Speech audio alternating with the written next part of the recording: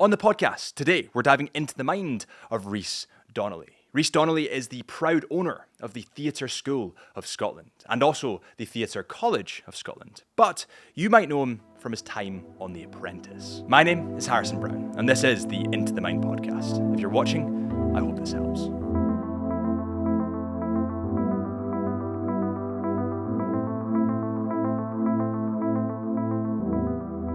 Reece, so I suppose we'll get onto the Apprentice stuff really soon, but where did this whole journey start for you? Where did the business start? How did you get into this kind of frame of mind as an entrepreneur? First of all, we'll start off by thanking you for having me. Very excited Very to welcome. be here. Where did it all start? A question that probably I don't think about enough. I talk about this all the time, but I grew up as a wee guy from Glasgow with a very much a big mouth. I say it all the time. One of my best and biggest attributes is being able to talk my way in and out of most situations. Gift of the gab. As a child.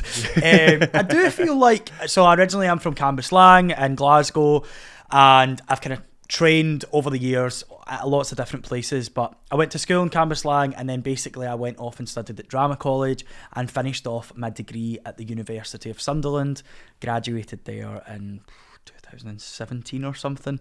But this whole journey in TV and this entertainment world that we work in, I actually started acting when I was about 6 years old. So right. I remember being at school and constantly going for auditions, and I was in school with this one boy who now I wonder what he works as, but I remember him being like, how many auditions are you going to go for before you get a part? And I was like, seething, you know, that way. I was like, you knew how hard it was. And I think that now that's something that I have consciously kind of worked into the school. So started when I was kind of 6, and then got to about 10 years old, had a couple of credits under my belt, thought I was far too cool for it all, chucked it all in and went to school, had plans to be a lawyer or go and study business. And then an amazing show called Waterloo Road moved to Scotland, and I say it all the time, but I firmly believe it changed my life. Like, if that hadn't have moved to Scotland, I wouldn't have had that bug again that I had. So Waterloo Road moved to Scotland, and it's where I met so many of my friends. It's actually where I met my business partner at the talent agency now, and from there it just kind of grew arms and legs. So then I decided to go off to drama school, obtain a degree, and then worked for a while. You know, I did a tour, did some TV work, did some commercial work, and then ended up opening a business in this field. That's interesting. So you said there that this is an interesting one. So you were kind of heavily involved in the acting scene, but then you thought, oh, it's not very cool anymore. And then you started going into the law. So what? This is interesting because it's something that I also kind of had the same realization of. I love cameras. That was my hobby. That was my thing. And then you get to senior school and you think, shit, it's not cool anymore. It's not cool. I think it comes from, like, it's so environmental into it. Like, years ago as well, there was a certain terminology that, you know, if you went to drama school, that you were wearing a leotard and a ballet bar, and that kind of used to be like, this is not really about me, which actually isn't true.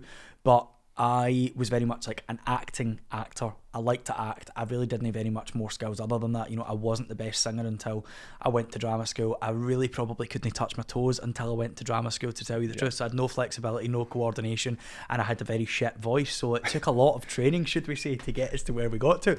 But yeah, I think that just comes with being environmental, like being a teenager and looking at yourself and being like, is this what I want to do? But when I was in 5th year of school, I actually applied for drama school, and I applied to go to uni to do business. I got into uni to go and do business, and then I got into drama school, and I went to drama school for a week and hated it. I was like, these people are weird. They were all like catching Pokemon in their lunch, and I was like, what the hell is going on here? They were just so bizarre. But obviously I decided to stick it out, and I'm buzzing that I did, to tell you the truth, and that I didn't go and study business. But it's weird how your both worlds kind of collide. And obviously growing up, I've always had an interest in business, quite entrepreneurial. I had like my first job when I was like 12, and I think that I say this all the time, but it's like both my worlds kind of collided with working in telly, working with children, and then kind of opening a business as well. And did you think that the sort of the head movement towards the sort of law degree, going to university, was that social pressure of your peers, but also your parents, your family, saying, you know, this is where you should go, instead of, because the older generation can't really see how a lot of people are successful nowadays, because how could they? YouTube wasn't a thing. Yeah. You know, the Instagram wasn't really a thing, so they can't really see it.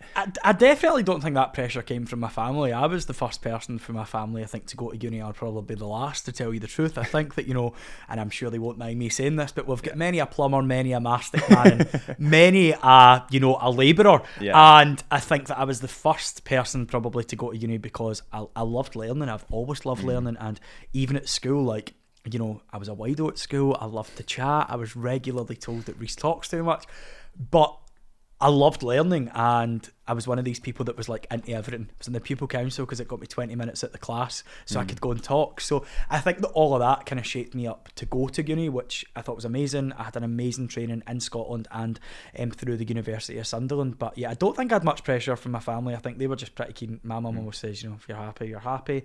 But I think that, you know, when you look around you and in fifth year everyone's applying for law or medicine, I just thought, oh, maybe I'll apply for business. But I've always been this kind of like, all right, okay, like, I've always been very driven, but I've always had this kind of attitude of like, it'll all be all right. Yeah. So whatever I was going to do, I'm sure I would have gave it a good go. Yeah. That's quite a good mindset to have. Have you always been quite, would you say you're quite confident? Would you? I think I come at the womb confident to tell you the truth. My mum always says, you know, I could speak before I could walk, and when I started speaking, I don't think I've ever shut up. And I think that's an attribute of like, you know, we're all confident in certain situations. Everyone, of course, has those moments where you're like, why am I doing this? Should I be doing this? Am I the right person to be doing this? But yeah, I think that I have always been a pretty confident person. Yeah. And do you think that, I know that you've gone down your kind of business route in terms of teaching these children how to act and sing and all that kind of stuff. Does that build their confidence? Do you think acting has part of why you're a confident person, why you maybe don't get nervous in certain scenarios? I think that it's probably one of the only extracurricular activities where every week you are expected to push yourself out your comfort zone beyond belief. You know, whether you're coming in and it's TV, whether it's theatre, whether it's on commercial, whether you're being asked to be a different person, use a different voice, use a different accent. You know, there's no many other things out there where you're being pushed outside your comfort zone every single week. Maybe you go to football, you'll be pushed physically, you know, to run faster, to run for longer, to, you know, work on your technique. But I personally feel like the industry that we work in, it physically, mentally challenges you every single session, which is amazing for kids. It makes them so resilient. But also I think it enforces such a community vibe. Like everything in my class is all about like supporting each other. It teaches you amazing morals of like, you know, there's this thing in the industry where everything's cutthroat, and it's really some of my best pals in the world are people from the industry, because you support each other through the highest highs and the lowest lows. You know, some people go from booking a film and living in Hollywood for 4 years to coming back and working at McDonald's, and you know, the highest highs and the lowest lows always happen in this industry. So I definitely think that training in the performing arts equips you to be mentally strong. I think so. Yeah, no, I was just reflecting on when I was in school. So I never got into uni. It was pretty shit in school. It was pretty dead. But I remember being in drama, and it's some of the most fun I've ever had. And also, you do have that tight-knit friends, and because they're all involved in it as well, nobody judges anyone. Yeah. And it's all very much just like, do your best, and we'll applaud you after, no matter what. And it's a really nice thing. And I think that does build your confidence, because you through another pair of eyes, which is essentially what acting is, because you're not yourself when you're acting, so to speak. You're kind of building that confidence and telling yourself you can do something. And then when it comes to the real world, you think, oh, well, I've done it before. Yeah. So I can stand in front of people. I think as well is it's like, you know, we live in a world under imaginary circumstances, and if you've lived something during imaginary circumstances, then it equips you pretty well when you go into the big bad world. I always say, like, it gives you so much more durability, and I think it makes people so resilient. Like some of my students, you know, most of them probably will choose to go and study this as a career, but there's so many of them that want to be doctors, want to be nurses, want to be vets, and I also think that gives them like communication skills beyond belief. You know, we've all had those doctors that can't look at us in the eyes, and I firmly believe that the Theatre School of Scotland, whether we're producing actors or doctors, we're producing people that will have a communication skill set for life. And that's an interesting topic, because I was actually speaking to Drew before this, in terms of nowadays, people are so glued to their phones, especially children. If it's TikTok, Instagram, and at the end of the day, all of it's fake, and nobody actually, not that nobody cares, but people don't care half as much as you think they care. And I think that so many children nowadays are so hooked to their phones that they don't actually socialize out with. 100%. We refer to them as iPad babies, right? Right. Yeah, and it's one thing that, like, if I get an iPad baby to the school, we've got a lot more work to do socially. We get there and they become amazing people. But, you know, years ago when we grew up, we probably grew up in social settings where you played with your cousins and your siblings, and, you know, you were left to actually play and communicate. If you go into any restaurant now, children have got an iPad and they don't communicate and they don't lift their head. 9 times out of 10 they've also got headphones on, so they're actually not hearing adult conversation, which, you know, there's a two-pronged attack with that. Should children hear adult conversation? My opinion is yes. You know, I'm not saying that we should be sitting talking about socialising at the weekend and what we want to do, but, you know, verbally, orally, I think that, you know, it totally develops their cognitive learning skills. And when I teach children who have been around older siblings, or they've just been with their mum for a lot longer rather than just been given an iPad, they are so much more advanced. And I think iPads are great for, you know, reading and sensory skills and all of that stuff. But, like, I personally think the generation that what we've got now, it takes a lot of work to try and get them to just see that self-worth, because they watch life through a phone. And I can sit here as someone that works in the entertainment industry and, you know, I actively post content on social media, but I don't have my notifications on for social media because I go on, post something and leave and go and check it the next time I go on to post something.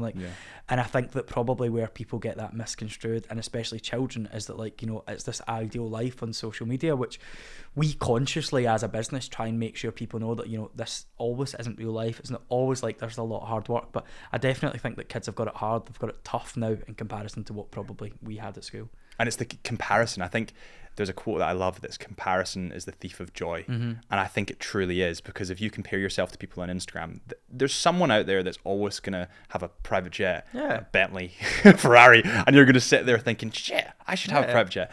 But that's not true. The likelihood is they've gone up to the Ferrari and snapped a photo with it and pretended it's theirs. And I think that it really affects people's confidence. Do you think that through this acting, through this sense of community that you build, you're really boosting these people's confidence that might have otherwise been lacking? 100%. And I think that, you know, over the years we have had amazing success stories with people that just don't fit in at school. You know, two of my probably most amazing success stories had an awful time at school, and it's just because, you know, they maybe didn't fit in. But because they don't fit in at school doesn't mean that, you know, you can't have a happy, thriving, abundant life. I'm like, you know, 90% of people don't like school. I was one of those creeps that did love it. I loved it. Got to go and chat to people all day and chat all night. But I understand that, like, you know, socially that might not be the best place for children, but I think that we as adults have a responsibility to make sure that we are cautious of what we put into children's minds. And sometimes also, unfortunately, it's environmental of what they're told at school or what they're told at home. And I would like to think that the theatre school is a safe space for people to come, grow and see self-worth. And then if we can get them confident and loving themselves, then we can start to add all the other layers that make you an actor. I'm not saying that every actor needs to love themselves, but you need to have a certain bit of self-confidence to walk through the room and say, I deserve this part. And I'm worth this.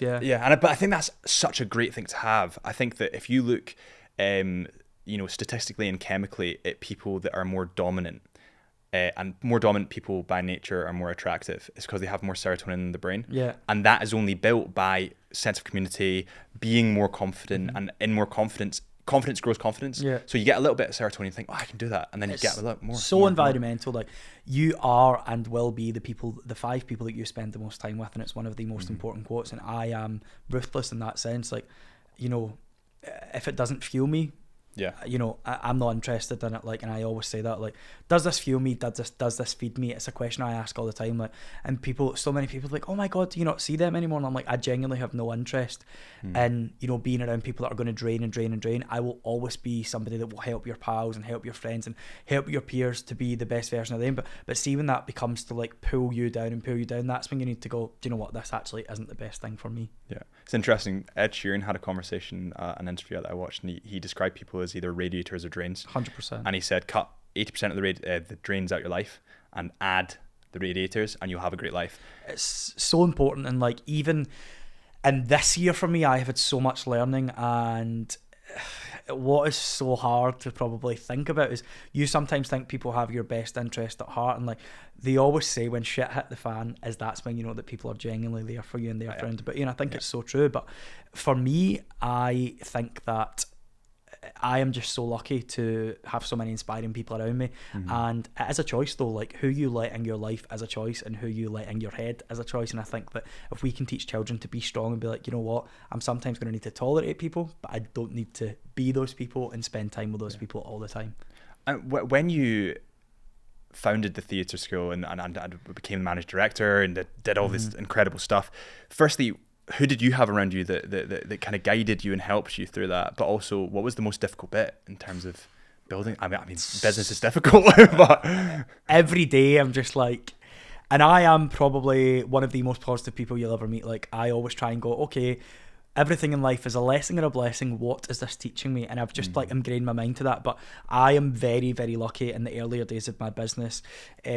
Katie, who I'll probably talk about a lot on this, but we opened our businesses at the same time. So now we're business partners in a sense of we really collaborate a lot. Like, our businesses are coincide with each other. But Katie opened KR Management and I opened the theatre school, and now we now cross over. We share talent.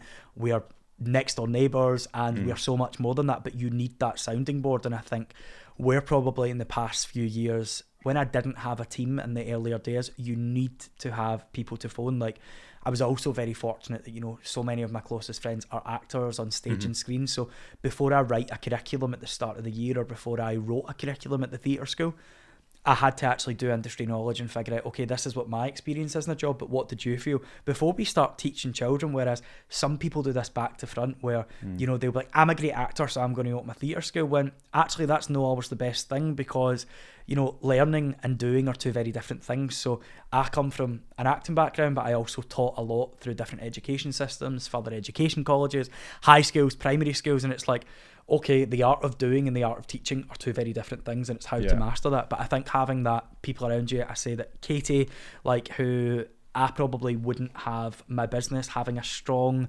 financial support around you in the sense of having finance advice is so critical, is so key to those early stages. But having motivation around you, I always say that I would have no interest in looking at Scotland. I probably have no interest in looking at the UK, but you need to find motivation from elsewhere. And I always study American universities and American like drama schools, because they're the ones that are going to give me exciting things that are happening over there. Like, there's no point me looking at, you know, Sarah's dance school along the road, because she's probably going to be 5 years behind, and you need to think 5 years forward. So I definitely think it's not a bad thing to look for inspiration across the pond. So you're looking for inspiration across one that motivates you. What are the other things that kind of motivate you within your business? What are the kind of plans for you? Are you going to expand? Is the expansion on the cards? We just released the other day our kind of expansion news. But I think what motivates me is structure, right? Structure and strategy and results. I'm so motivated by results. So, you know, when children come through the door and they start to progress, so we do 2 productions a year. We do a large pantomime at the SEC, which is obviously one of the biggest arenas there is in Scotland, and then we do a big summer production. And you're motivated by results when you see the student get the result, or when I see the result in the sense of my team members, or I'm able to maybe change someone from part-time to full-time, or I'm maybe able to offer a freelancer a full-time role. Like, there is no buzz than helping other people, right? Like, if people think that a business is all about, you know, sitting back and going, okay, great, I'm getting to take this dividend this year, you would be pretty miserable, because you get that once a year if you're lucky, right? So you need to find something every day that excites me. And I think what motivates me is the fact that I don't know who's going to walk through the door, and in 10 years I firmly believe I am going to be the foundations, and my school is going to be the foundations of the next James McAvoy or the next big name. And I'm like, that excites me and gets me out of bed every day, that I go, okay, today I'm going into a school that we don't know what's going to happen. We don't know who's going to phone. We don't know if it's Disney. We don't know if it's Netflix. We don't know if it's BBC Scotland to say, have you got this? And I'm like, that excites me. That gets me so excited to come to my work. Whereas if I didn't have that, I would probably really struggle just in the everyday business. And if I was to have a real corporate job that didn't have much of these creative perks, I probably would be very unstimulated. That's funny you say that, because that's kind of the same as me. I really 9 to 5 job, I really struggle with it. But if you put me in front of a camera or editing, I'll work 4 days in the trot and not think anything of it. And it's having that creative outlet. Have you always been a creative person, you think? Yes and no. Like, I'm really driven by routine and structure, but I need creativity. Like, I I've tried it. I always talk about this, but I once had a very big boy job, which we all laugh about in the office because I lasted about 9 months and it was the worst experience of my life. Where was it? I don't know if I'm going to go into that too much because I know that the people know me and I love them as people, but chained to a desk 9 to 5, not for me. That's all I've got to say. I need days at my desk, but like today, you know, I was filming this morning, I had a commissioning meeting yesterday. I need to be energized in order to go back and do 2 desk days. And that's why I employ the people that I do who are experts of that field. Like if I didn't have an operations and admin and marketing team the way we do, who genuinely love what they do, but personally I don't love being chained to a desk 5 days a week. I find that it inspires me more to be out meeting our casting directors, to be meeting our, you know, the theatres that we're going to be producing shows with. That inspires me a lot more, or going on a day in set than sitting at a desk answering emails. It's just no for me. And I think that my team know that we are so much more stimulated by results and seeing the kids actually book the part, or seeing the kids progress through our shows. So, you know, whether it's in pantomime, they think that they can't do it at the start of the 12 weeks and then come the end they're like buzzing and they want more. And you've showed them that they can. Yeah, they can. That's cool. And whenever I see business people, we had a gentleman called Adrian Barker on the show, who's a successful YouTuber. He has a successful podcast. He has a successful business. He's just an all-round successful guy, but he's got ADHD. So he's focusing on all these different areas. And what he described is people with the kind of neurodivergency of ADHD have like a just below the threshold of kind of serotonin or dopamine than normal people. And they keep trying to get to that next level. Now, whether that's eating a chocolate, and if I were to eat chocolate, I just keep going because I'm dopamine hitting on it because I've got ADHD. But if it's in business, you're on you've got so many different areas that you need to cover. That's where you're getting your dopamine hit from. I think that I would be lying if I didn't say I get a sick thrill out of my job. Like I am thriving most when I'm at my work, and anyone will tell you that. Like, you know, if someone was to say to me like, "What is your idea of a perfect day?" I would definitely like, and maybe it'll take a lot to change this, but I am wholeheartedly obsessed with my job. I'm obsessed with my work, and where I probably am my happiest is building a business and building, you know, my business splits into 6 really, and I always say this, people probably maybe don't understand what it is we do, but the business splits into 6 streams, and you know, so whether it's today I'm focusing on the part-time school, or today I'm focusing on the college, soon to be university, or whether it's the merchandise, the outreach, the productions, I've always got something that needs done. And if I was a business that didn't have something that needs done, I'd probably be pretty bored. So I think that's where the setup of my business just suits the way that my brain works. I probably have ADHD. I think everybody that in this life has a certain amount of, you need it. Everybody's a wee bit ADHD in them, like, and I think that's really normal. Like, I think sometimes parents feel like that's a massive thing where, you know, they need to label their children. And I'm like, look, we live in a world where the world is changing. We live in a world where people are different to what they used to be 20 years ago. And I'm like, it's not a bad thing. I don't think that everyone needs to be like, oh, my child's got ADHD, so I don't know if they're going to enjoy this. I'm like, if they don't enjoy it, they move on. It's nothing, you know, nothing ventured, nothing gained is definitely what my kind of outlook on it is. What would your tips for people going into business? What would your tips be? Your top 3 tips for setting up that company? You need to find something that you love doing every single day. I always say this, but like one of my most thankful gifts from the universe was that I was able to put my passion into a business, and I honestly don't know how I would get up every day if I didn't love what I do. Like, I and the team work a lot. We have 3 sites, a college, a production company, and there's always something that needs done. But if you don't have people that love their job, they're going to be, you know, 10 till 4ers, 9 till 5ers that are going to be like, that's great, I'm checking out. And I think that opening a business, you need to do something. It sounds so stupid and so cliche. Like, you know, if you do something you love, you're never going to work a day in your life. But genuinely, I love my job. I also think that so many people put this persona out that business is so risky and it's so this and it's so that, when, okay, there's risk. There's risk when it comes to finances. There's risk when it comes to, you know, so many other factors. But I wouldn't say that opening my business was a risky situation. Like, you know, I've risked more things. Like, you know, I've risked through the airport to try and catch a flight when I'm probably going to miss it. That is a risk that I've not left the house in time. But my business was not a risk. As far as I'm concerned, there was no great risk to take. You know, you grow at the pace of the business and you scale up at the pace of the business. Like, the worst case that happened, right, is I was probably going to, you know, maybe be a bit down on myself, and I talk about this all the time, but if I was to own a product driven business, right, and I invest in the product and the products don't sell, I sell the products for cost price and I go back to the person that I was with new skills. Like, where's the risk in that? So I don't know why we educate young people to think like business is so risky, you know, you'll never succeed, most businesses fail in the first 5 years. I'm like, bullshit. Bullshit. Businesses fail in the first 5 years because people don't love what they do, because, you know, environmental issues, because of economical issues, yes. But I firmly believe if you put the work in, any business can work. If we are paying for fairy liquid every day and some man has decided to make soap and allow people to wash their dishes with it, there is plenty of new product that you can create, and there is plenty of million to be made out there. That's all I'll say. Yeah, I think that's a good point on the businesses that you know, parents and not just parents, schools, especially the school that I went to, you know, all businesses fail. You need to be you need to go into a doctor job or a lawyer job. Businesses don't fail, they evolve. If you look at what Elon Musk did, he has businesses that fail.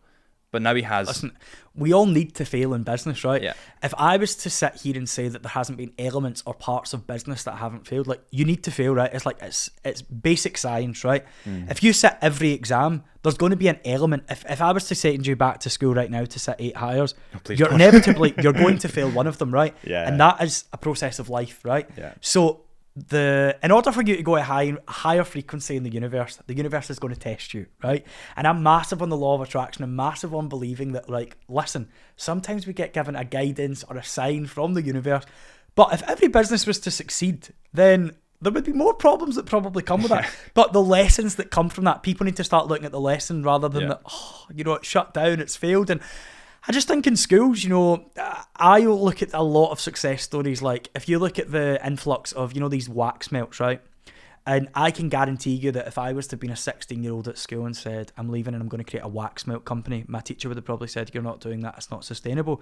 And then I walked down, you know, Marks and Spencer's, I walked in Sainsbury's, and there's now wax melt companies stocked on the shelves. So my question is anything you do, if you do it well enough, there is arms and legs for it to grow on a multinational scale. So whether it's that me and you decide tomorrow we're going to create a bar of soap, or whether it's that we're going to create, you know, the best barber shop in the UK, if you firmly believe that you are the best at it and try and strive to do that, I think that it's like a recipe for success. 100%. You just need to make sure that your customer knows that you are the best possible. But also, I'm like, you know, if these brands that have been around for years, you know, business right now is a trend, right? In my opinion, you know, owning a business is cool, you know, being a CEO is cool. And I'm like, let's revisit this conversation in 10 years and see how many people still think that it's cool. But well, it's like influencers as well. 100%, you know, it's such a subject that I sometimes don't comment on, because, like, I see so much value and there's so many friends around me that do it, and you know what, there's so many businesses that are thriving off it. But is it a dying age is a question I would ask.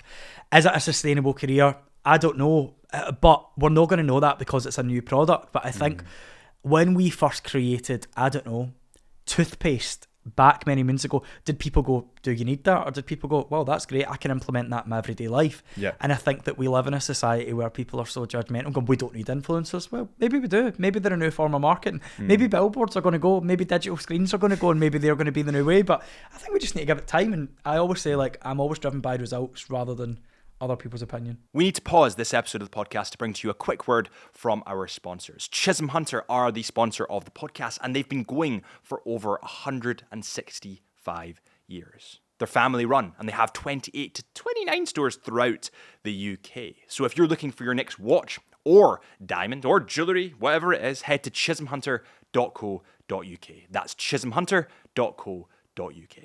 We talked previously a little bit about employing people that are better at the role than you were originally, and I think that's really important. And the Ben Francis, the lad that owns Gymshark, kind of implemented the same strategy. Do you think that's a really important thing to do? 100%. Like, one of the hardest challenges I've probably went through in the past 6 years of owning a business is, you can own a business, you can be great at what your product and service is, but owning a business and being a CEO are two very different things. And like, for me, one of my biggest challenges is to make sure that, one, the right people are in the right places, but make sure that those people are motivated, make sure that those people are almost growing the business alongside me. And I think that it would be silly and bad business etiquette of me to employ people that were on the same skill set as me. I personally only teach one discipline in the school. I only teach acting. So if I was to then try and hazard a go at teaching dance or singing or, acting for radio or all this stuff, then I wouldn't be giving my customer the best product. So we bring in experts for that. And it's like, it's like this. Even now that I work in this world, like I have an amazing team who, I have a fantastic person who is my PR correspondent because, I'm good at PR, but I have someone who handles that for me because she's an expert. Professional. I have someone who, shoots and edits my campaign videos because they are experts at doing that. I'm like, we just did an amazing campaign. I was just telling you this off camera, but I just got laser eye surgery, and the girls behind those shoots are amazing. They're brilliant at what they do. They're content creators, they're content editors, and my social media and my online profile is only going to grow by employing the right people in the right places. Yeah. And how did you find, I think something that I really struggled with, especially because I'm more maybe a little bit introverted as a photographer and videographer and editor, I really struggled. Can I just say editing is one thing that I salute anyone who does it. It's like coding, isn't it? I mean, Maybe I've discovered how impatient I am. The quote that they like to say about me in the office is I like things done yesterday. And I think that's generally where the frustration comes with. Editing is just hard, so I take my hat off to you. It takes time, but I think that, I really struggled. It's because editing's such a personal thing. And because it's your business, it'll be so personal to you. And editing was my business, or photography is my business. Did you struggle giving up little portions of that business to people? Yeah. 100%. Right, let's put this in perspective here. For someone who is so obsessed and used to make every single minuscule decision, I knew that mentally I probably had to get out of the business, whether that was for a 2-week holiday, but I was at a point where I was choked from all angles. So just before I went in The Apprentice, I took 90 children to New York. I had just opened a premises in the same year that I had invested £250,000. I opened a second site in Edinburgh, and we were opening a college all within 12 months. The only way I can describe it is I felt choked from all angles. I was like, out of here. So rather than just, maybe making a list and saying, okay, this is a great idea, how we work through it, I ended up on The Apprentice with 3 months of no phone and no communication with my business, and leaving it in the trusted hands of my staff and, close friends, because you're not allowed your phone, you're not allowed anything. And that was the best thing that ever happened to me, because things don't hurt the way that they used to. Like, I would be ill if, you had ordered a merchandise and your name was spelt wrong. When in the grand scheme of things, that is a small, minuscule error that we can rectify in 24 hours. Yeah. But I would have been ill over that. I'd have been like, oh my God, Lucy's jumper's arrived and there's not a Y on the end. And I'm like, right, let's not sweat the small stuff here. But going away and coming back to your business with fresh eyes is one of the best pieces of advice I could ever give to someone. Like, look at it like a customer. And I didn't come back to work straight away after The Apprentice. I just watched from afar, and I was like, okay, you're doing this, you're doing it wrong. You're doing this, you're doing it well. This is thriving. This needs to go. And I restructured the full business when I came back to work from that, because I was looking at it from a different perspective. That's really interesting. We had a gentleman called Grant Wilson on the podcast, who is the UK director of IWC watches, who are this multi-million-dollar huge company. They're owned by Reece Group. And he said his job as the director is to have the satellite view.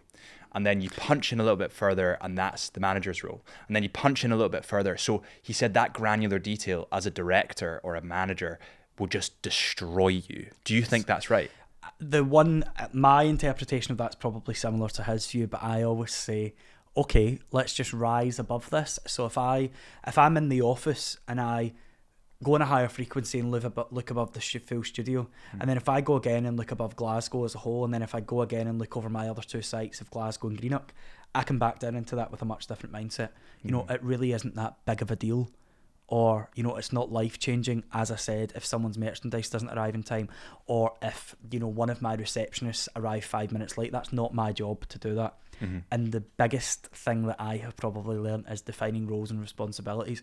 It's not my job to say to someone, take that bin out. It's not, it's not even my head of curriculum's job to do that. But if everyone isn't doing their job, then that's when it comes to me. And I think that's so true. It's like, I can't be out there taking the bins if I'm expecting to be growing this company into opening an English site soon, and that's what it comes down to. Yeah, and there was an interesting study, and This does have relevance, don't worry. There's an I love a interesting story. study. I love an anecdote, me. There's a fun They're fact for you. great. So there was this study. Jordan Peterson talks about it, and they have rats in a glass box, and they tied a little bit of string to the tail of the rat, and they dangled a little bit of chocolate in front of it. And based on how hard the rat pulled towards the chocolate, represented desire, right? So they dangled a little bit of chocolate in front of the rat, it pulled, and then they had a measure. Then they wafted the smell of a cat in from the back and put the chocolate in front of it, and it pulled on average like 40 to 50% harder towards the chocolate. And the kind of moral of that story is, in order to be successful, you need to be running towards something, the chocolate, but you also need to be running away from something. What do you think it is that you're kind of running away from in your business? Is there a fear that you have? I wouldn't say running away is probably the right terminology, but I think that if nothing changes, nothing changes, right? And if I was still to be in the same role and same responsibility that I was 5 years ago, then we would still be a theatre school from Glasgow. You know, I probably wouldn't have now be operating on a nationwide scale, because you just stay happy and you stay comfortable. And I just always think of like, the thing I would interpret that as is like, if you don't try it, you're never going to know. And also, great things come from pushing yourself out of that comfort zone. Like, that's where the magic happens. Like, in every part of business, you know, employing someone that you maybe don't know if you can afford yet, it's a risk you try, and you know what, if it doesn't work, it doesn't work. Like, and I think these sort of things, you must try things to go on further, and you must try things, but you must want to progress. Like, I think where people get really static and really like, oh my god, we're doing great, so we must keep doing this, and I'm like, I constantly think every day, like, how can we improve, how can we improve, how can we better? And I think the day that when I don't think like that is the day that I will leave the business and appoint a new CEO. Yeah. The Apprentice. It was going to come up. Listen, it comes up more than anything else in my life, and yeah. What would you like to know? Well, talk me through the process. How I know that. Listen, I have some experience in this, very little comparatively to you. However, like, how does that process go in terms of them reaching out to you? Do they reach out to you? Do you reach out to them? How does that go? How does that happen? Go about? I've spoken about this before, so it's going to be no secret to people that know it. But I have filmed more pilots. I have filmed an abundance of things that just probably are sitting in commissioners' desks. And a few years before The Apprentice, I was approached and followed and was potentially going to be joining something called 30 Under 30, which was going to be 30 people under the age of 30 regionally across the UK that were going to be put into a very similar apprentice setup, and it didn't get commissioned. So I was approached through LinkedIn by a TV producer who was like, okay, I think it was after I was nominated for a Young Scot Award. I was about 20. I opened my business at 19. And as I said, you know, I had a couple of ideas, but had no real business acumen at that stage. And they had been watching me. And I went and filmed a pilot. It never got commissioned. And then 2 years later, I found myself in Manchester for the Apprentice audition. And the only way I can describe this is nothing's ever felt more natural to me, right? Like, I, without sounding like a big-headed arsehole, I could have told you from the first audition I was going on the show, because it was like they loved me from the first minute, and I loved them. Like, I loved everything they told me about it. I was like, I am in my element.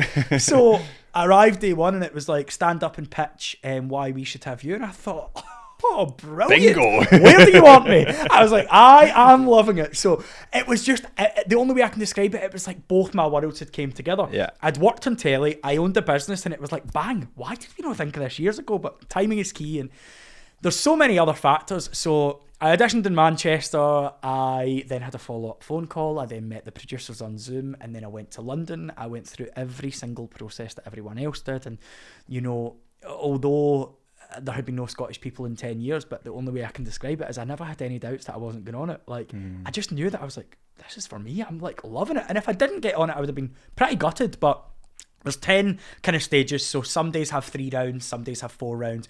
There's phone calls. But yeah, I went to Manchester, did 3 rounds. So you pitch, you meet in at Lord Sugar's advisor, you meet 2 execs, and they basically tore me apart in my first day. And I'll never forget it to this day. And one of my producers is an angel. She is a legend, and I could not have done that show without her. And I'll never forget, I met Mandy, and she said, so there's this big advisor sitting, actually the guy who comes to your business when he's going to give you the money. And he went, So you're telling me that you're going to be approved to be a college in Scotland? Is there no sort of like academic qualification or some sort of, vetting process to do that? And I said, no, I've already done that process, which is why I'm here to offer Lord Sugar to be 50% stake. And he went, can I ask what age you are? And I went, I was 25 at the time. I went, 25? And he went, so what was the process like? And I was like, this guy must think that I've literally went on Google, downloaded a couple of forms and filled it in. I was like, it's been 18 months of me writing the curriculum, getting it approved, blah, blah, blah. And he went, and wouldn't give me like anything. And I was like, so it got to the point where I remember saying something like, can I just ask, what is it you do? And I left and I was like, okay, maybe not the right approach. But when I went to London, it was like so bizarre. Like I just had this feeling that like I loved it. I was thriving and I was just in my element. And then you get like, it's the same edition that everyone gets. So I'll be no giving away any secrets, but they give you a tissue box and they make you brand it and sell it back. It's these skills that I probably didn't know I had. Like I had ran a business, I had did the profit and loss sheet, I did all that, but it was like both my worlds when I'm standing up to pitch and where I'm running a team that already do it. I just loved it. And then lo and behold, I got the phone call on St. Patrick's Day the year before. I got the phone call on St. Patrick's Day to say I unfortunately would have to spend my summer in London in a £19 million mansion. And I'll never forget the head of production phoned and she went, hi, you all right? I went, I'm good, thanks. And she went, unfortunately, you're going to have to pack your bags and come to London. And I went, so now we all laugh about it because we all got the same phone call. But after that, there's a massive vetting process that has happened, and they take through 30 people before they choose the 16 or 18 candidates. And there's a lot of people that sit in reserve, which some people might not know. So all of us probably have a reserve that's similar to us or look like us or fit the same demographic as us. So lo and behold, I got it on the 17th of March. I submitted my business plan to Lord Sugar on the 1st of April and I moved to London 2 weeks after. I did a longer isolation in London and then I didn't come home until end of June, and you have no phone, no contact with the outside world during that time.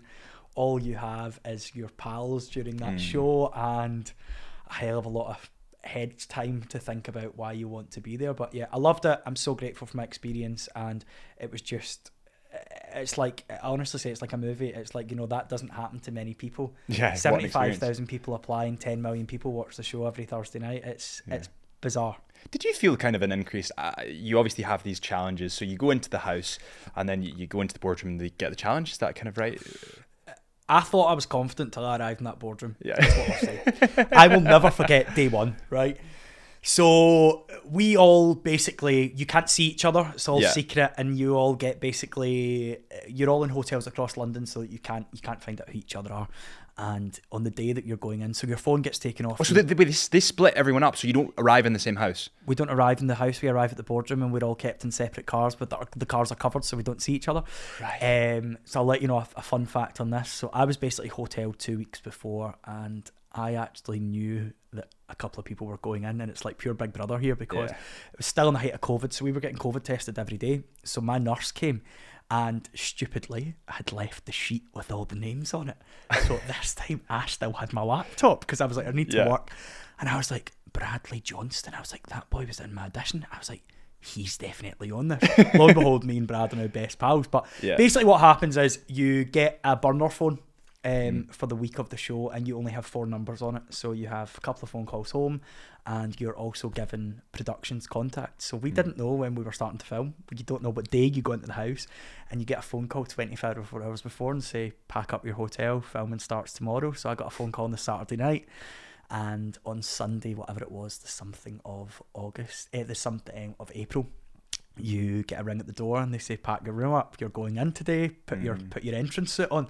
So you pack up the room, you go downstairs, the car picks you up, all your stuff's in the back. And I was like, that I had never watched a full season as well, so I was just suddenly thinking, what the fuck have I done here? I don't even know what I'm walking into. So I was like, I just thought that we would all arrive at the house and then they'd send us Natasha. So like, it's boardroom 0. We arrived and we're in the cars, and I remember me sitting in a KFC car park where there was radios in the car, and the radio went and it was like, okay, we'll have Reece round in next. So you drive round, you get all your stuff taken off you, phone, laptop, everything's already, your phone's already away, but they take all your suitcases and all you have is your trolley case. And you have your trolley case and they say, okay, you're going in now to the waiting room of the boardroom. And my producer said, go in and look everyone up and down when you walk in. And I was like, no. So I walked in and I was like, okay, not one person smiled at me, and I thought, fuck me, this is a tough crowd to please. So I'm standing, and me being 5'8", I'm placed beside Mark, who's about 10'10", and Simba. I was like, God, I look at these boys' pets standing beside them. So you go into the boardroom, and then you get your first grilling. So Lord Sugar pulls out a sheet, and he basically tears everyone apart. You think you're great, you think you're great, you think you're great. And then I'll never forget, he said, Reece, you say here that you were nominated as one of Scotland's Young Scots of the Year. You might be good in Scotland, but I would say that something along the lines of trying to make a bit of patter about Alex Ferguson. I was like, I don't know if you want me to laugh at that, but I was like, that was not funny in the slightest. I was just like, yep, okay. And then he said, okay, this year the tourist board have decided that, after COVID we want to increase to whatever. I am sending you to the Caribbean island of Antigua. I was like, where the fuck is Antigua? I've never heard of it in my life. So then you pack your bags and you get sent to task, and that's the first time you meet people. You're not allowed to talk until you get put into the cars. So it's like bizarre. You've been isolated for 2 weeks, you've had no phone, and then you get put into this car, and it's like, what do you do? What do you do? What do you do? And it's like it's like survival of the fittest, because all of a sudden I was like, oh my God, all these people are confident as hell. And I was just like, wow, they are like fighting for it. And I was like, you could sink and swim, and I know some people won't mind me saying this, but some people were like, oh my God, just went in themselves. It's too much. I had a chat with myself. I'll never forget going to the toilet, and I was like, you can either let these people overshine you, or you can stand up and you can speak out and you can take the reins here. And I sat in that car, and I'll never forget, someone went and did a bit of talking, and I was like, okay. I was like, you want to play that game? I was like, I need to think of a better one-liner than that, my friend.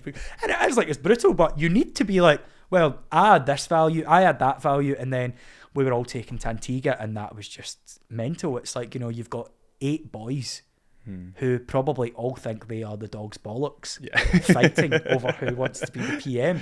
And the clip that you saw in that was like all of us like looking, which wasn't the case. Everyone wanted to be PM. Everyone wants to show their worth. But yeah, it's the most bizarre experience, because when else would you walk away from everything walk away from routine, and be dropped into Antigua with eight strangers and be asked to make money? And in terms of being dropped in that environment, did you have any kind of imposter syndrome? You kind of described Day one, 100%. Yeah. I was like, these people are so confident, and I'm just like, God.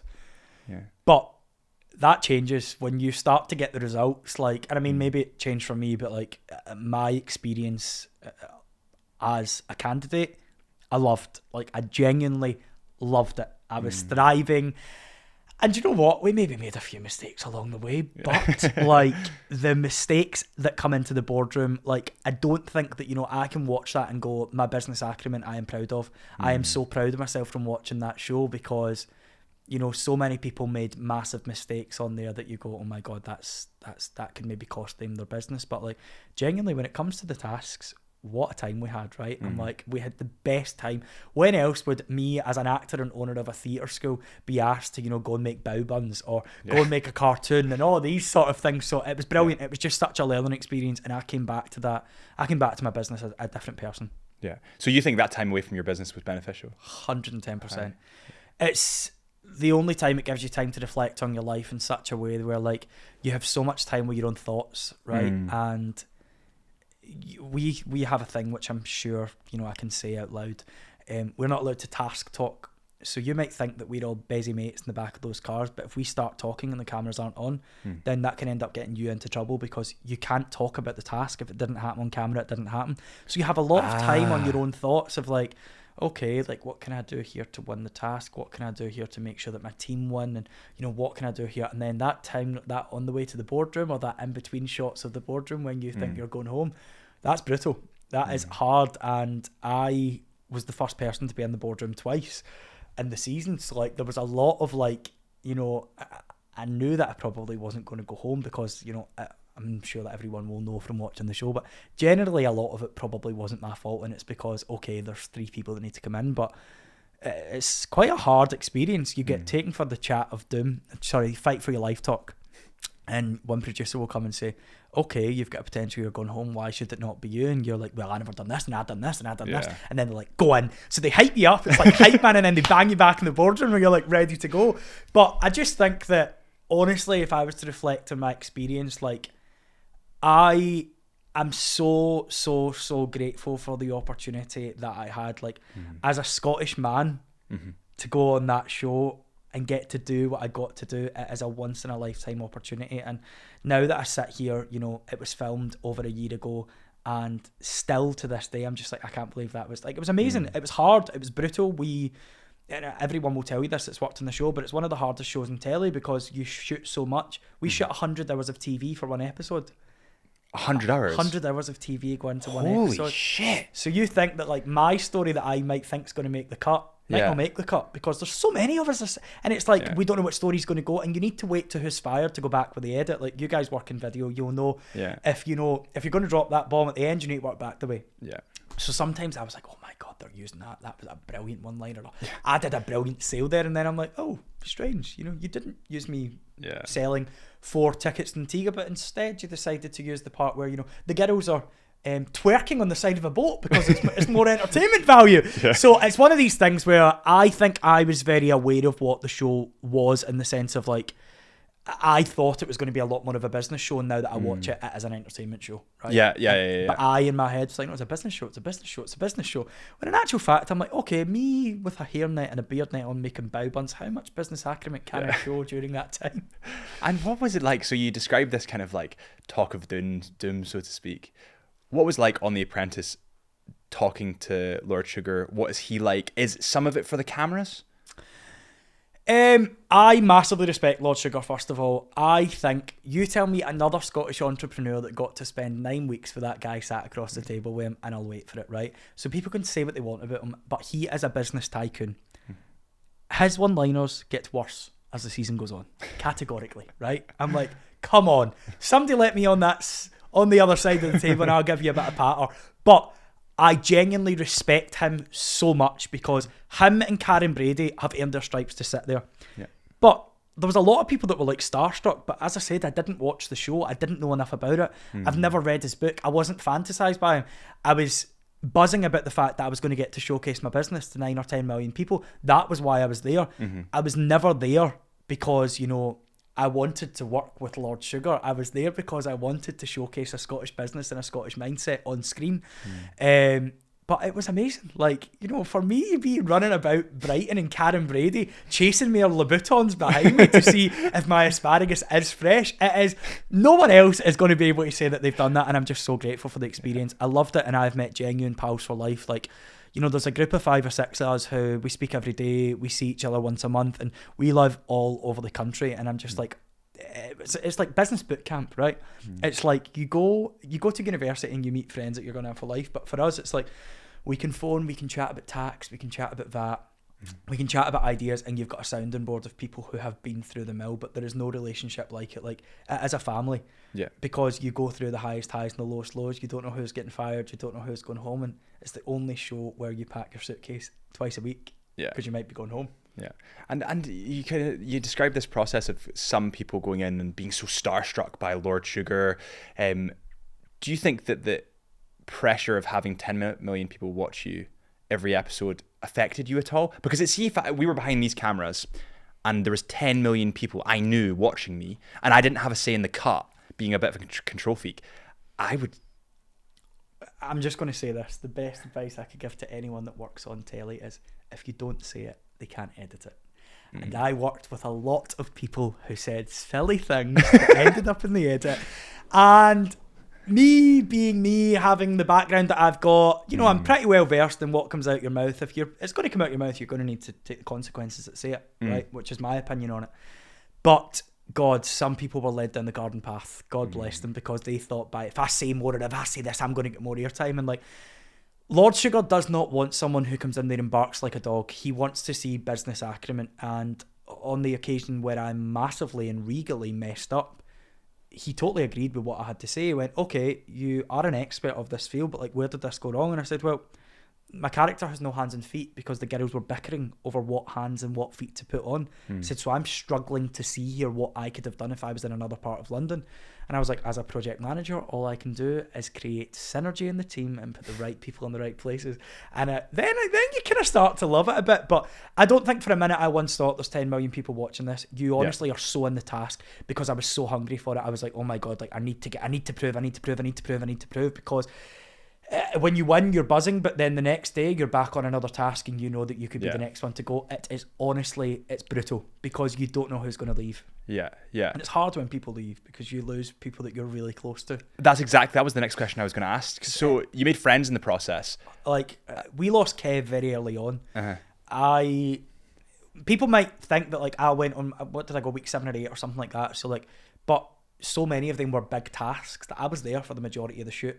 So, you know, I came home and then it was like the final like a week later or something, or 2 weeks later. So, like, I was really there for a long time. But, you know, we shot task 1 and task 2 within a week. So some people were back home before the postcards had even landed through the letterbox. And I'm like, that's brutal. That's hard. But we lost Kev in episode 2, and I genuinely thought, if I'm going to continue in this process, he's going to be the one I'm fighting with at the end of it over £250,000. He, for me, had so much business acumen. He had so much potential. And it's just the way the game is. He was sent home in week 2. How much of The Apprentice is about luck over actual business acumen? Because you can have a team that's dysfunctional, and that pins the blame on one person that might actually be the right person. I am going to say this. Everything is watched. Everything. The way that you greet people, the way that you look at the camera crew, the way that you thank the mic crew, the way that you hold yourself on set, the way that the execs see you interact with everything is logged and everything is fed back.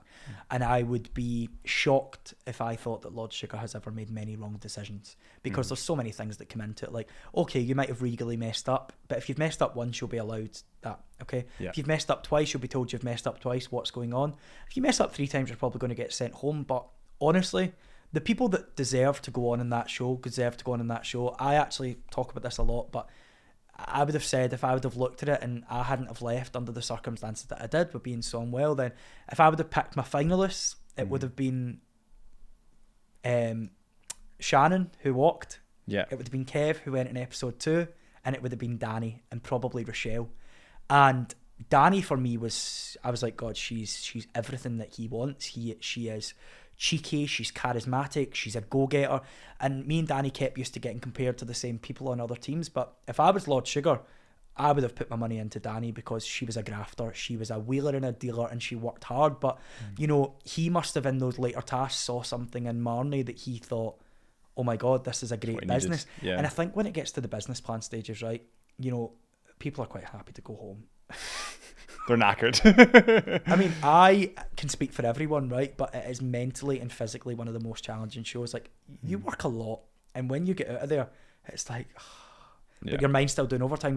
You're processing everything, and now that we reflect on it, is probably we'll never, ever, ever be in an environment like that. But I think when everyone gets to a certain stage, you're happy to go home. You know, one of my friends went before me, and they were like, thank God I'm out of here. But I can only speak on and I loved the show. I think there is something to be said about how much we work, but I don't know how the show could be formatted in any other way.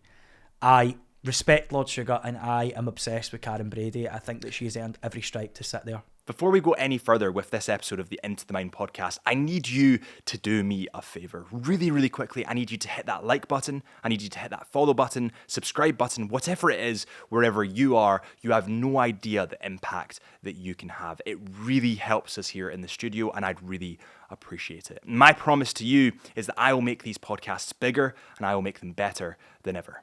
Thank you. And that's what I was going to ask. So, Karen, what is she actually like in person? I mean, you will get a very mixed response from everyone that has been on that show, but I am Team Karen. I was obsessed with her from day one. She was my first person that followed me in Antigua, and she genuinely protected me a lot during that show, in the sense of when I was in the boardroom and, you know, people are trying to say the failure of this task is down on you, she had my back every single time, and I genuinely really appreciated that, because Lord Sugar isn't on every task, and Karen and Tim are, and they listen to everything and they log everything, and that feedback they give to Lord Sugar is detrimental to your process. And for me, I don't have a bad thing to say about her. I loved Karen Brady. Karen Brady is someone that, you know, when I have children, they will be given the Karen Brady book and be told to study that, because she is, in my opinion, an absolute boss. She's one of the first CEOs of a football club, and I think in the world we live in, let's inspire young girls and let's inspire females to go out there and get it, and that is exactly what she's doing. Yeah, 100%. I think she's absolutely inspirational. She's ruthless as well. Like, honestly, I just remember in the boardroom we'd be like, Karen, come on, you can't say that. I don't have a bad word to say about her. Karen and Lord Sugar and Tim. I didn't know Tim Like I didn't know anything about him, and he was just an absolute geezer on the show. Like he was brilliant. I met him recently at an awards ceremony. He was just like, Reece, what's happening? Like he's just. But yes, you asked the question earlier of is there a certain character? And listen, we're all there to do a job, is what I would say. Yes, we all need to have a certain persona for the cameras. Absolutely. And in terms of, I was actually thinking about this as we were talking about the 10 million viewers every episode. That's a huge amount of feedback on social media, right? And it's also a huge amount of criticism if anything goes wrong. And everyone fucks up. I mean, I've messed up hundreds of times. How did you deal with that criticism, and how did you deal with just fictitious crap that people were saying online? I've got two answers I'll say to this, right? You cannot go on a TV show that's viewed by 9 million people, 10 million on a good episode, and expect people not to have an opinion. If I was to sit here and go, this is shit, poor me, you know, Sandra from Les Mahego has called me an arsehole. I do not care, is what my approach to it is. I'm like, mentally, I went on there and I was very strong, and I'm just like, look, you cannot be in this industry. I cannot work on telly and expect to be loved by everyone. Like, you know, we don't walk down the street and love everyone that we walk past. We're kind, we can be respectful, but ultimately I'm like, there's a certain type of person on a social media post that wants to come at you. Yeah. I never got it that bad, honestly, but some of my friends got it, like, for the way they look, the way they sound, the way that they, you know, some of the girls got it really tight. But my opinion on it is this: look, you cannot have your cake and eat it. You cannot get 10 million people watching you and your business and expect to, you know, be a local hero and not expect a bit of stick. That's part of the job. It's like, you know, you don't become a roofer and expect to not work in the rain. I can't work on telly and not expect to get a bit of heat. And I think I would be silly, and it would be stupid of me to sit here and be like, you know, poor me, I got someone that sent me a horrible DM. I'm like, listen, life goes on, and at the end of the day, these people with dog pictures on Instagram are not paying your mortgage. Yeah. That's quite an inspirational thing that you've just said, because I know that, especially on the Chisholm Hunter YouTube channel and the avenues that I use, I'll swipe past 99 of the positive comments, and I'll go to the one that says, you've got a receding hairline, mate, and I'd be like, fuck, you're right. I mean, I've got to say one thing. The Daily Mail comments don't get easier, right? Yeah. You know, we laugh about this, but when we were leaked to the papers, so there was six of us that were chosen to be leaked to the papers a couple of weeks before the episode went out, and I will never forget to the day I die, the headline read, "The Insta Apprentice meet the wannabes who are trying to get," and I thought, great, you've been on my Instagram and you've chose a photo of me when I'm on holiday, and they were calling me the Candy Man because I had these striped swim shorts on. And the abuse I got hurled underneath it. But I'm like, listen, the Daily Mail comments are brutal. Yeah. However, I'm like that. Listen, the people that are writing these comments are a certain mentality of people that I'm like, I wouldn't associate with them. I wouldn't invite them over for dinner. So I just don't feed them any oxygen, is what I've got to say. And the same goes for press and tabloids and, you know, these people that do all of that sort of stuff. I'm like, you know, what you let into your mind is so important. These people would want me to be like, oh, I was traumatized. I was this. I'm like, look, it's really not that deep. Come on to fuck. Yeah. We'll all get on in life. Yeah.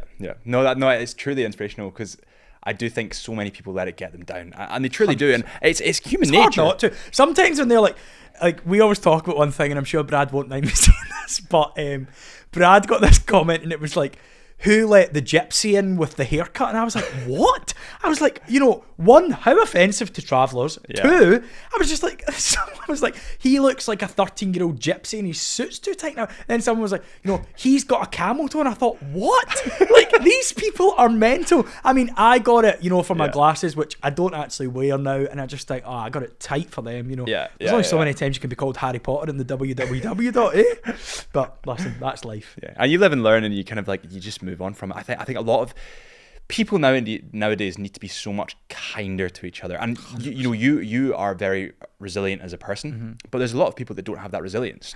I've said this before, but like, I am so glad that I have the nature I do, where, I mean, I'm not saying that I'm sitting here and I'm like, you know, you can call me what you want, I'm not going to be affected. Of course I will be, but I have a certain amount of resilience and going, well, do you know what? Do I know this person? No. Yeah. Do they know me on a personal level? No. So there's certain things that I would rule out, but that's been years of like self-development, reading a hell of a lot of books, going to a hell of a lot of life coaches, business coaches, to be that resilient. And I think that there's probably other people on that show that are young, that are naive, and that were told and promised, you know, a golden ticket.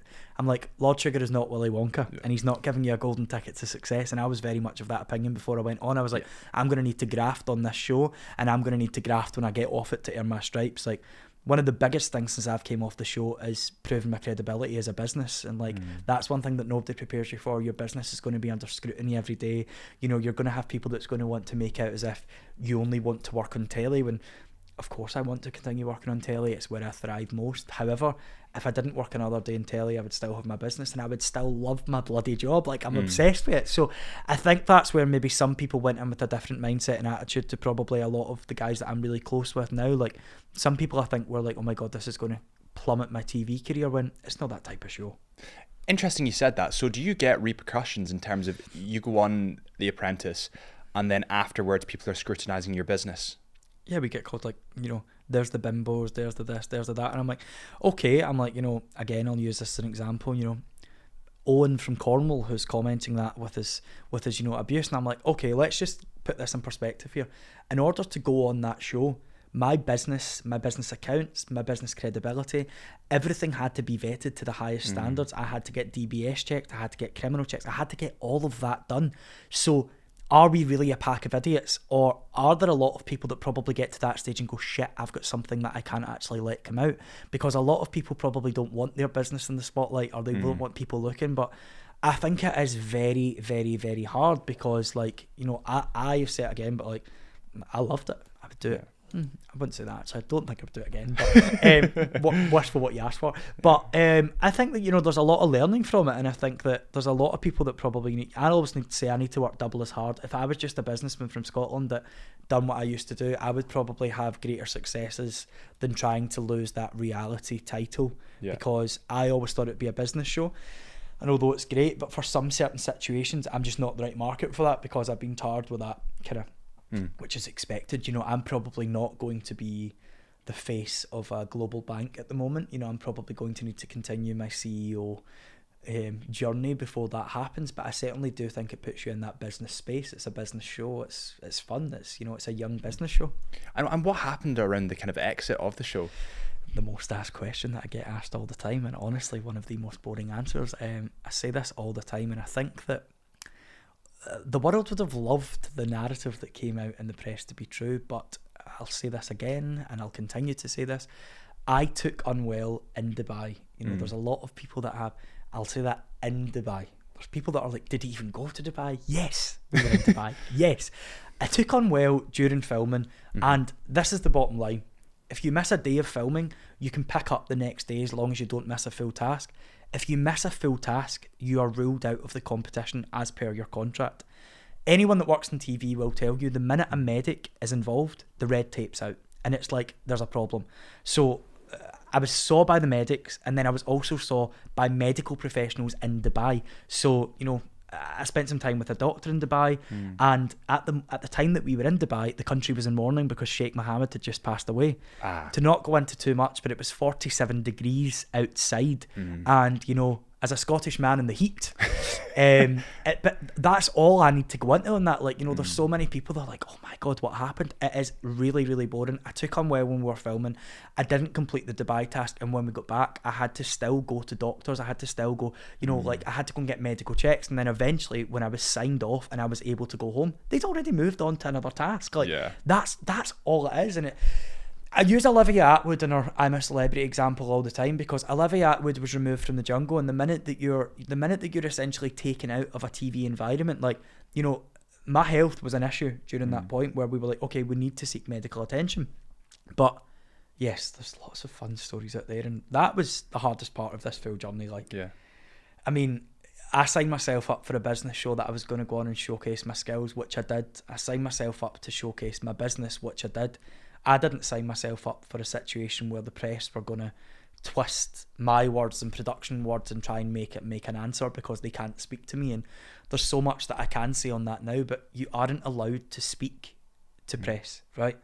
If I was to go and speak to press on that week and tell them the ins and outs, then that would have been a whole other show in itself, right? And like, look, I said what I had to say, whether they want to believe it or whether they don't. And I say this again, and I'll say it 10 times. I welcome the evidence to support the narrative that Scottish titles want to run. And I just think that, you know what, it's a great shame, because why are we not celebrating the success? Why are we not celebrating the fact that someone went on a show and succeeded? So whether I won the investment or not, my intro tape, I say, Lord Sugar, I'm going to be turning over £1 million by the time I'm 30, and my advice to you is join the party before it's too late. A couple of weeks ago, we announced that we're so close to the £1 million turnover.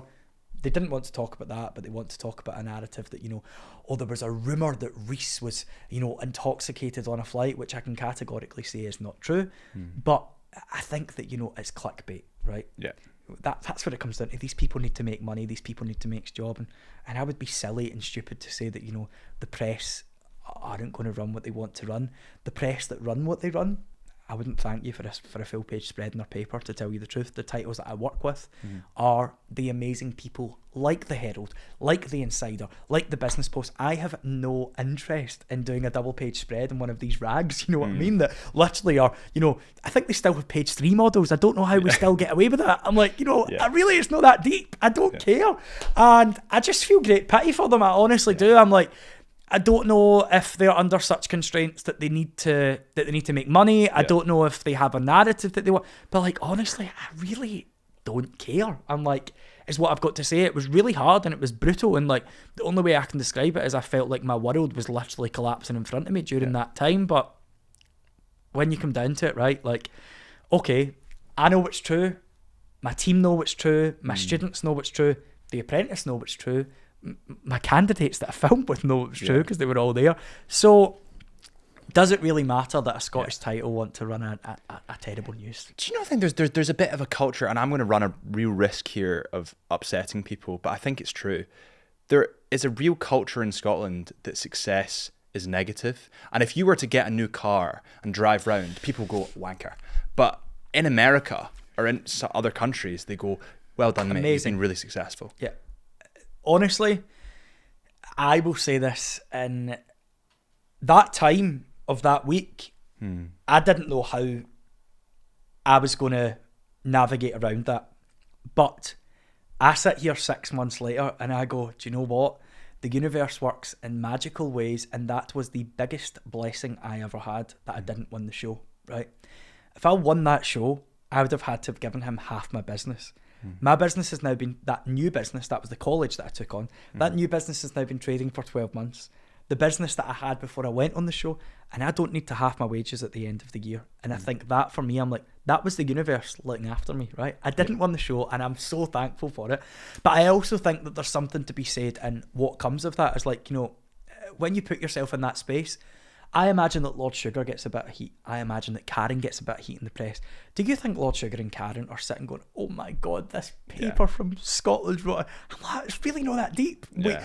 And I think these, you know, journalists probably think that we're all sat at home bubbling. And I'm like, I don't even think we need it. Like, you just become immune to it. It's like, you know, when you sit at the traffic light and it goes from amber to red, you don't suddenly start crying. You just go, oh shit, right, okay, great, I need to wait till this goes. And it's like, sometimes that's exactly all we do. And I actually think that it's going to be something that I'll continue to be asked for life. But as far as I've got to say, I am so grateful for the experience. And now that I put myself in this new space as, you know, a TV personality that runs a business, and it has opened up doors for me like I couldn't imagine. I think I've filmed more pilots this year than what I've had hot dinners, because I don't know what the next show is going to be, but I am booked, I am busy, and I am blessed is what I've got to say on it. And I'm like, you know, I don't sit at home in floods of tears thinking, oh God, are they going to run a story on this? So it's funny, I can't say the newspaper, there was a guy called Josh Collier, one of my best pals, travel content creator, very young, successful guy. He goes to Thailand and he's filming a commercial. He falls off a waterfall, cracks his skull and breaks his pelvis, almost dies. Somebody leaked to a newspaper that's based in the UK. The newspaper totally made everything up. They got his name and said he was drinking, and then said that he'd fallen off this, 100-foot waterfall and lived and miraculously hit a branch as he went down. All of it was lies. And then they just paid out. As soon as they got caught and Josh's family got in contact with him, they just gave him, I don't want to say the figure, but they gave him a pretty big figure just to say sorry. Unfortunately, that's British journalism. And do you know what? I feel bad for saying that, right? Because in the past 6 months, I have met genuinely beautiful journalists who are so kind and who are so passionate about their job. And I now have an amazing new PR agent. I have a new agent, and we have this, like, we have a workforce behind me as a brand. So I have the theatre school, I have the college, we have the agency, but I am a brand and I am a business in my own entity. And like, essentially what you need to think about here is the same team that I have at the school, I need to have for me. And you need these people, right? Like, you need them to think that, what's happening and what's going on. But I honestly think that, like, there is amazing journalists out there who are tarred with a brush. That isn't true, but I'm like, I just find it so entertaining that so many Scottish people think that narrative is true. Like, because I just think if anyone knows me, it couldn't be further from it. But I'm like, it's really not that deep. And I think people think that, we're all really affected by it. And I'm like, come on, there's a title that wants to run a story. It's the same story you've been running since January. You've still got no further developments on it, and you're still using the same, hearsay of a source. And I'm like, okay, crack on. What's next? What's next in the agenda? Do you know what I mean? Yeah. I think it's just a wild thing that they can bend the narrative so much and not be held accountable. Lord Sugar said something very interesting during Brexit. Controversial subject, so I won't get into it. But he basically just said, listen, if I were to lie in my business, I would get held accountable and I'd go to jail. And you've got these politicians that are blatantly lying and nothing happens. I think the same should be said for newspapers. If you don't have factual evidence and you're writing something down that can jeopardize someone's career, why not hold them accountable? But they've never once said they had the evidence, which is how they get away with it. So this is my argument. But I shout, I'm like, well, how can they say that? And like, they've never once come out and said that. They say, a source told us this, or we think this. But I'm like, they've never once said bang, bang, bang. So they're very tactical in their approach. But I'm like, honestly, I just don't think we need to give them any oxygen. I'm like, fingers crossed that we go digital soon, and some of these people maybe need to, find a new role of employment. Yeah. But I'm like, I just think that I am all about celebrating people's success. I will always be the biggest cheerleader for my students, for my staff, for people around me that are succeeding. And I'm like, that's the way that you would think a title would want to be. But listen, I understand that they're a business and they need to make money. And I'm just like, let them crack on. Yeah. Well, what do you think are the 3 lessons that you took from The Apprentice? What are the 3 learnings that you took from The Apprentice? Great things happen when you take a risk. Like, I would not be sitting here in the position I'm sitting in had I not have went in that show. My business would not be now operating on soon to be a national scale if I wasn't the Scottish guy with the theatre school and The Apprentice. And I just think that, for me, everything is a lesson or a blessing. And for me, it was both. Like, it taught me valuable life lessons in my business.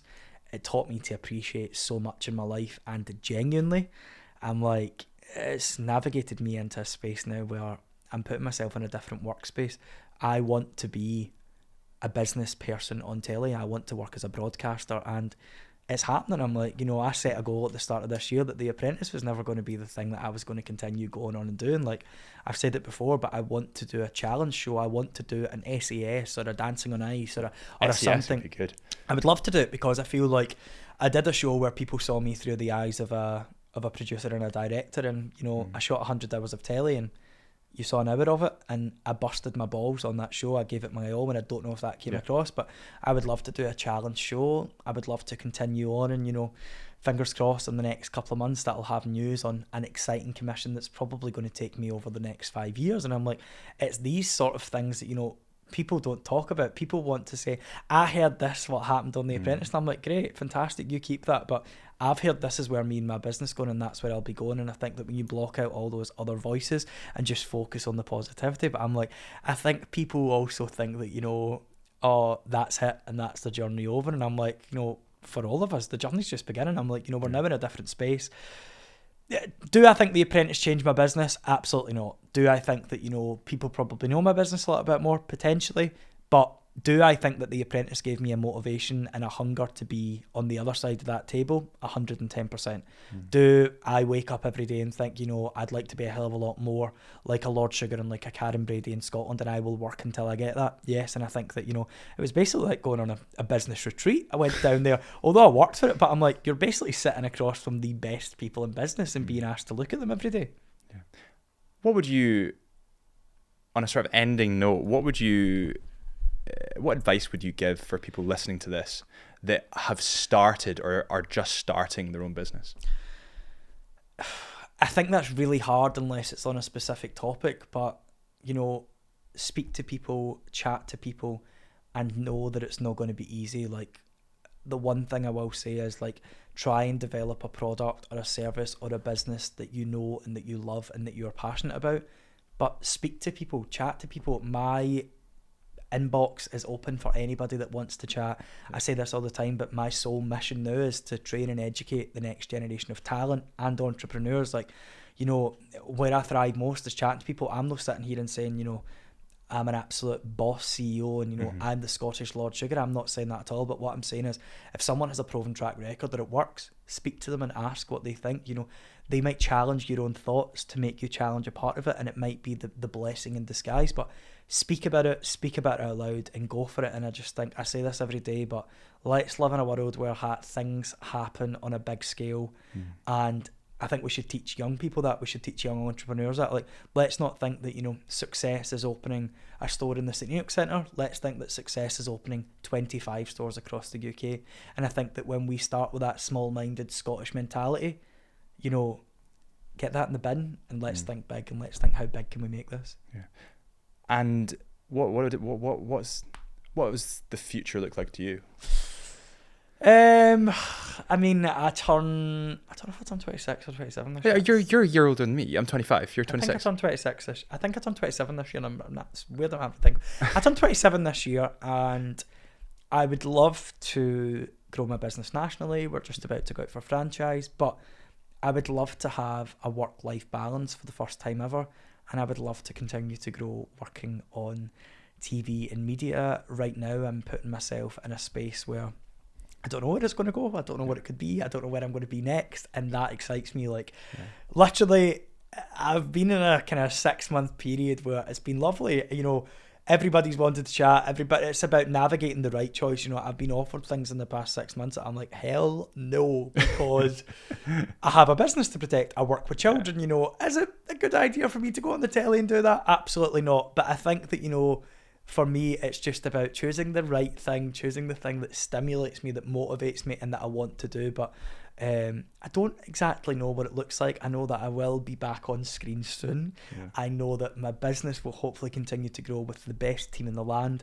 And I know that I have a business that I'm fucking obsessed with. Good. Well, that's exciting. So no, I think that that's where I'm at. And I think that, that's what keeps me going. And yeah, you just kind of block out any other thoughts that come in. Yeah. And I've got to say, Reece, your absolute positivity is infectious, and I want to thank you seriously for coming on, because you've been an open book, and it's been great to kind of pick your brains, and I'm sure that the guys at home will be taking away a load to learn. No, thank you. Thanks for having me, and I hope that if anyone has tuned in and listened to that, as I said, please know, look, it's always good to connect, it's good to network, and I'm not saying that we're all going to open a business together, but it's good to meet other people of like-minded, and getting in that mind space is just so important, and I've been so grateful for that over the years. So no, I look forward to seeing who the next guest is on, and I look forward to finding out what people think. So no, make sure anyone that's listening, tag away, share away, and make sure you tune in for the next episode. I appreciate it, mate. Thanks so much. Thank you.